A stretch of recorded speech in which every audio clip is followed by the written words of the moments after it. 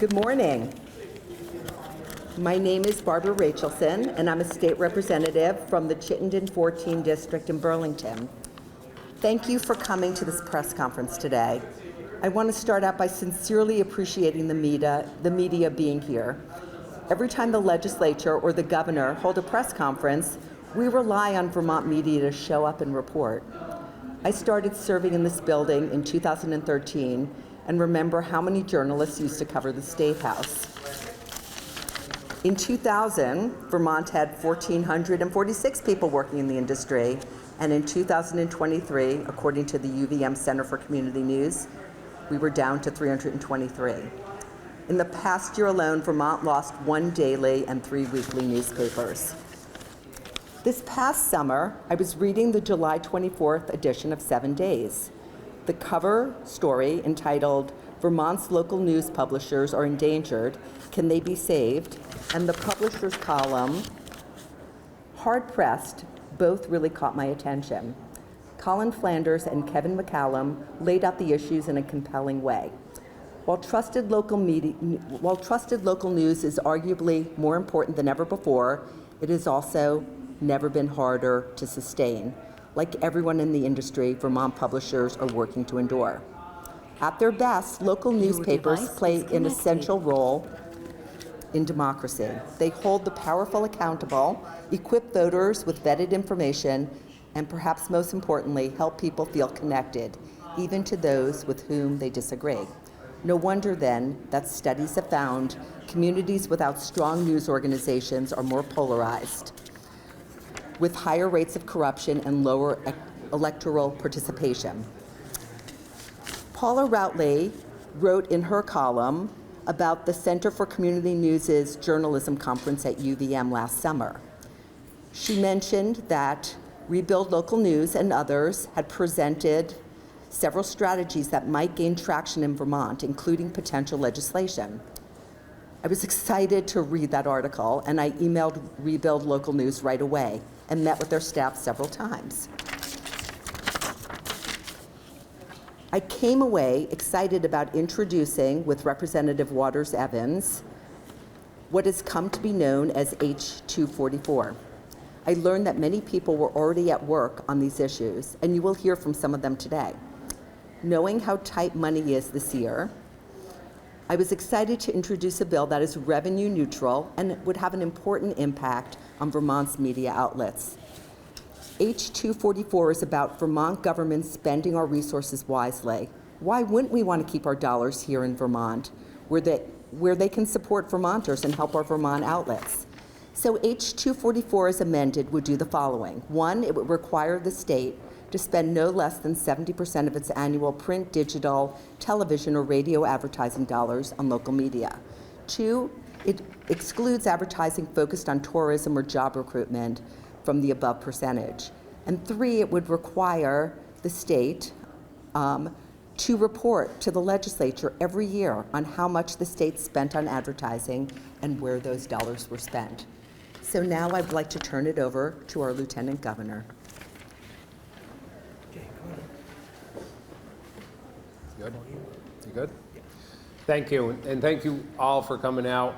In a country where currently the federal administration is attacking the press and trying to destroy it, I stand here today as a person throughout my political career who has stood for government transparency and open government, and there's no way to have that without a solid press corps. And that's why when Paul Hines got hold of me and asked me if I would support this, for me, it's a no-brainer.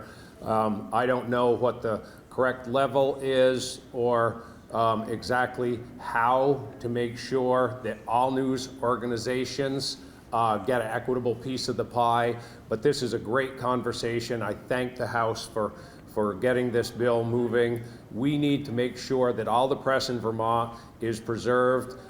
From my experience here in the building, we need more investigative reporters, not less. We need more free press outlets, not less. And so I'm a huge supporter of this bill, and I think the state of Vermont should spend as much money as possible on our local press outlets, from the biggest to the smallest in the state. Thank you.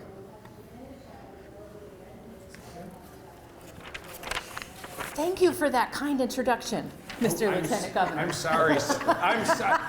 And my friend, Sarah Copeland Hansis, the Secretary of State. I'm sorry I didn't have my comment. Didn't have your notes in front of you. I'm Sarah Copeland Hansis, Vermont Secretary of State, and I'm really proud to be here with this group of lawmakers and journalists to support H.244. Local independent journalism is a foundation to a thriving democracy. For 18 years as a member of the House of Representatives, I was able to stay in contact with my constituents, giving them regular updates about the ideas being debated here in Montpelier because Bradford had a small independent newspaper. Invariably, in line at the grocery store or after church on Sunday, someone would engage me in conversation about something I had written about in the local paper. That was key to being able to communicate with my constituents. As we heard from Representative Rachelson, there has been a marked decline in the number of independent news outlets in Vermont in recent years. And while Vermont's transparency laws and many of the changes that we embraced during and since COVID have made it possible for engaged Vermonters to follow what their government is doing, there really is no substitute for an independent journalist following what's happening, synthesizing the news and the progress of an issue, and publishing that or broadcasting that in their media outlet. Many of us don't have the time to follow each and every step in the process. And while it's possible for many of us to follow our municipal government, by streaming the meeting while we're cooking dinner at home in the evening, and while you can follow the work of every single committee here in the House and Senate, and you can see what's happening on the Senate floor and House floor debate, many of us need to be able to rely on the journalists who have been tracking these issues over time to be able to help us understand what's happening. Government transparency is key and critical. This is a common sense law that would benefit our local media outlets and Vermonters by requiring that we buy local. Right? We buy local with much of our money. We talk about the importance of buying local, and we think of Main Street shops, but we also need to be thinking of Main Street media outlets as well. The First Amendment of the Constitution guarantees freedoms of religion, speech, press, assembly, and the right to petition your government.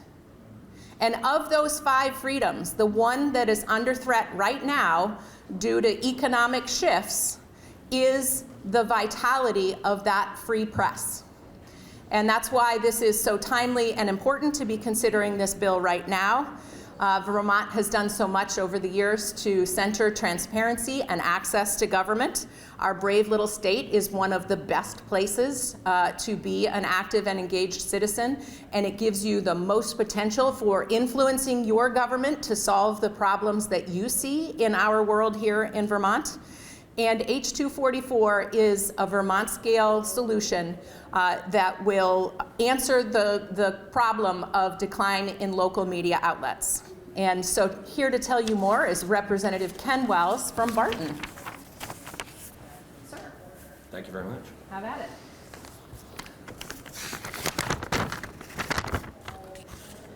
I'd like to just make a brief statement regarding House Bill 244. I've been in the media business most of my life. I was in the newspaper business for over 28 years, radio for 10, as a salesman, photojournalist, and I was publisher of the Newport Daily Express and the Sherbrooke Record.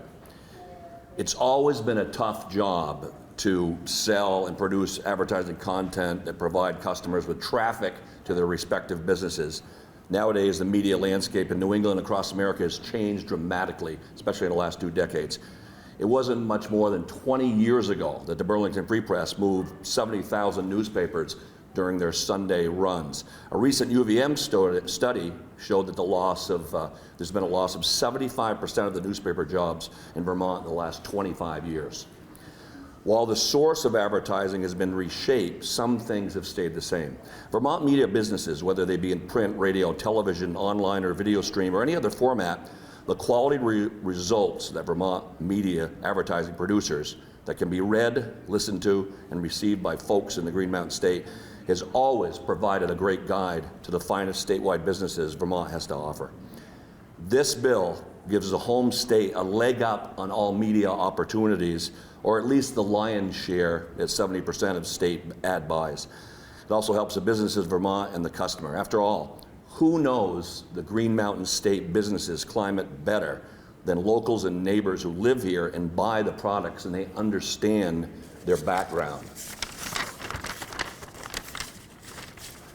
This bill, H.244, really comes down to one thing. Support your local businesses in the media industry and buy Vermont. I'm going to turn it over to Jay Barton, Vice President, General Manager of WCX TV. Thank you, Representative. Appreciate it. Good morning, everyone. I want to say thank you very quickly to the representatives, to Secretary of State, to the Lieutenant Governor for taking time to speak with you today. I am just one entity. And at the station, I often joke that if you see me on TV, there's a problem. And unfortunately, today you see me. The reason is simple. In my career, there has never been a more challenging environment in which to operate. This includes the economic downturn of 2008 and 2009.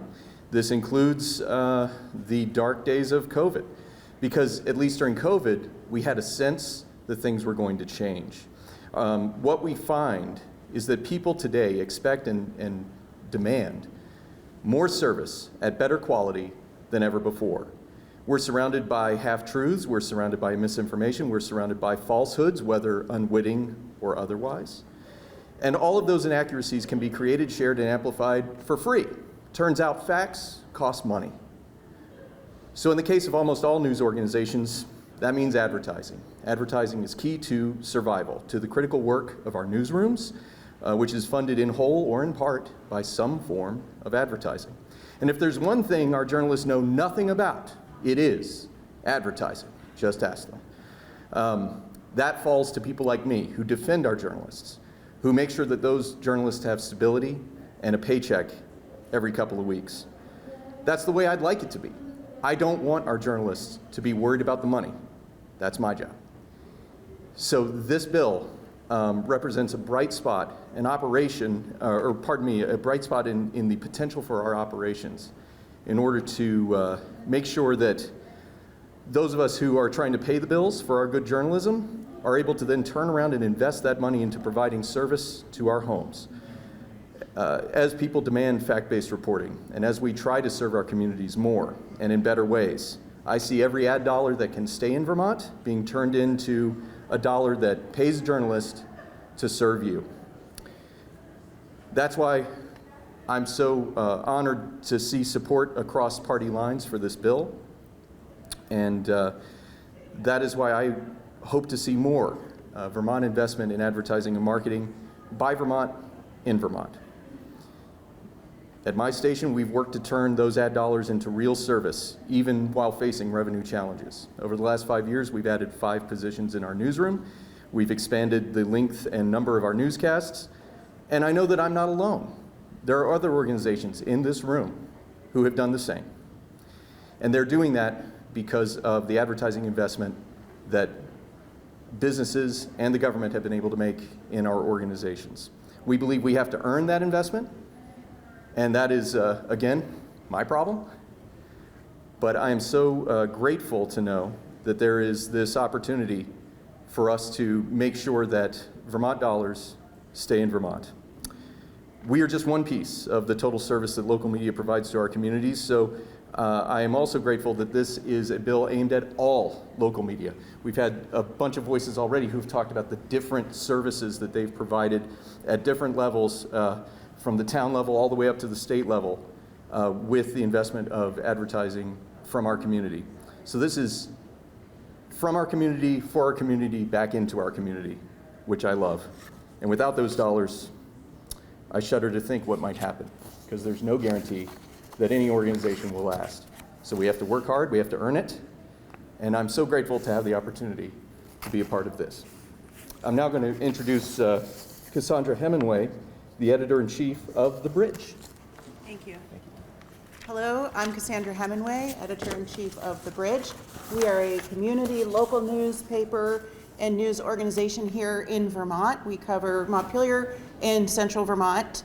We're nonprofit, and advertising dollars make up about a third of our annual budget and is by far the largest revenue source that we have. I brought today this copy of one of our newspapers. We published this a few weeks after the flood of 2023. The reason I brought it is because it's going to be hard to see back there, but there's a drone image of Montpelier underwater. When Montpelier and central Vermont were underwater, all of these buildings that you see here, businesses, institutions, homes, those were our neighbors, but it's also a picture of our advertising base. Our advertising base was literally underwater, and they are still figuratively underwater and struggling. Like many of you in this room today, the bridge was there before the floods. We were there when the waters were rising. We were there at 5 a.m. downtown Montpelier while the alarms were blaring and people were kayaking down the main street. We were there for those awful weeks of cleanup after the flood, just down the street here, right outside this building, and in the months that followed. We weren't just reporting on the stories about the flood, but like all of you, we were reporting on how people can connect with resources to recover. And we're still reporting on that. People are still recovering from that and the flood the year after. Also in those days following the flood, you couldn't walk downtown Montpelier without tripping over a reporter that came here from out of state, which is fine, but we know that you would see somebody standing in the middle of the street with the microphone and the camera and the muck boots, and then they'd leave and go back to where they came from. I would rather see Vermont dollars going to pay for advertising in local media for the institutions that are here, reporting before, during, and after our struggles, than for those organizations that come for a day. The same year of the flood, on the heels of the COVID pandemic, our ad sales dropped 25%. That's before the flood, before our ad base went underwater. And that was just that year. It had been dropping steadily before that. In order for us to bring news to our local community, we have fixed costs. We have fixed overhead costs that don't change. So when ad sales drop, the only wiggle room we have is to pull back on our reporting. The lower revenues for us means fewer stories, especially, and those often come when our community needs us more than ever. I know of at least 3 other small community local newspapers or news organizations whose editors are not paid at all. So when we talk about 75% of jobs going away in the last 25 years in Vermont, in Vermont media, some of those jobs are still around, but people aren't getting paid for them. That is not sustainable. That's the writing on the wall. More and more, we're going to see more and more small local news outlets go away if we continue to not pay our editors. H.244 provides a foundation of revenue that will help keep news outlets like those and like The Bridge going. We survive on local funding, including local advertisement. That should include our state local funding. We urge the legislature to put the Vermont tax dollars where the citizens are. Thank you. And now Representative Rachelson is coming back. So thank you for coming. We greatly appreciate it and can take questions. So they say there's no government shekels without government shackles. Are you at all worried that taking more of the government's money, even advertising revenue, will make you maybe a little more susceptible to the government's message? I direct this mostly, I think, to the other media. Yeah, I was going to say I have the utmost faith in the news outlets in our state, but I will defer to. I'll just jump in quickly. My name is Paul Heinz. I'm a freelance journalist. And there are already some forms of state dollars that go to Vermont news media. Legal advertising is a good example of that. And I don't think that's ever change the way that reporters do their jobs in the state, and I don't think this would either. This bill applies to every type of news organization in the state. There's very broad tent. It doesn't favor one medium over another. It doesn't favor one business model over another. It doesn't favor one style of news over the other. And that's intentional. So no, we don't believe that this will cause any sort of conflict of interest. How much money does the state currently spend on advertising? Well, I think one really important part of this bill is designed to try to answer that question, because right now we actually don't know. We have made some efforts using public records requests and our investigative reporting powers to try to figure out how much money is spent on advertising, but there's no central database. It is spent department by department, agency by agency. It's done different ways across the board.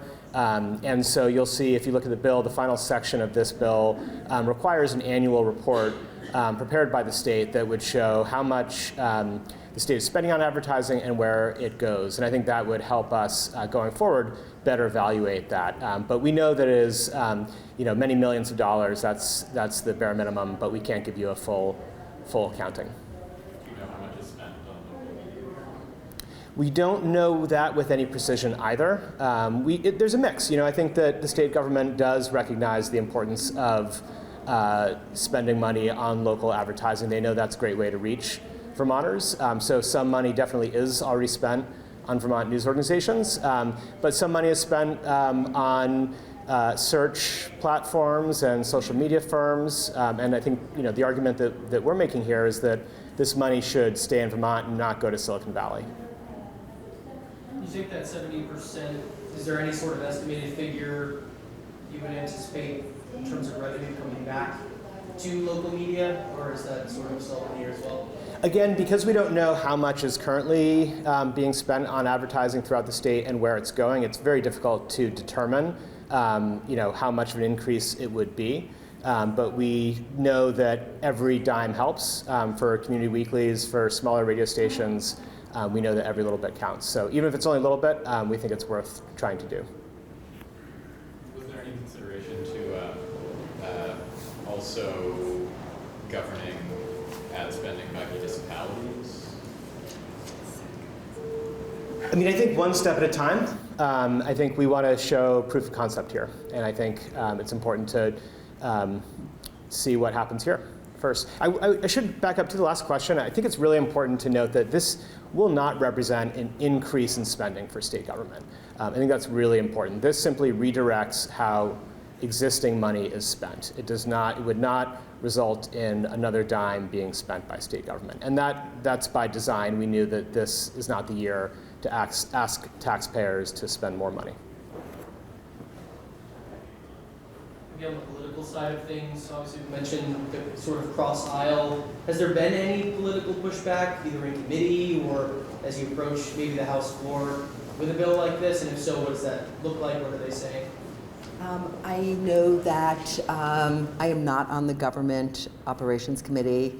My co-sponsor is, actually we're about to do a roll call on the bill she's reporting now, which is the elections bill. So I know that it did pass, I think on a 7-4 vote, and we've been meeting with people to talk to them about either misconceptions that they had or concerns. So do I think it will, 100% of the people will vote for the bill? Probably not, but I am confident that the bill has continued to pick up support as people have come to understand it better.